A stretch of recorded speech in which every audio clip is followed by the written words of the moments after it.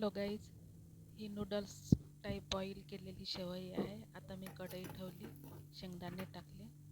शेंगदाणे टाकल्यानंतर हिंग टाकला. हिंग टाकल्यानंतर कढीपत्ता टाकला. कढीपत्ता टाकल्यानंतर हिरवे मिरचे कांदे टाकले आणि हिरवे मिरचे कांदे टाकल्यानंतर मी हळद टाकली. हळद टाकल्यानंतर मी मीठ टाकलं. मीठ टाकल्यानंतर मी त्याला थोडं असं फिरवलं. नंतर शेवई टाकली बॉईल केलेली. ही शेवई मी नूडल्स टाईप बॉईल केली, थंड पाण्यात काढून गाळणीने छानून. नंतर याला पोहे उपमा बनवते तसं फ्राय केला आणि ही शेवई तुपामध्ये पण वापरल्या जाते.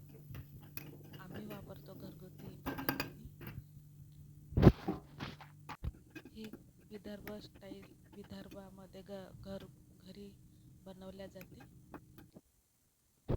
पॉकेटमध्ये विकल्या जातात.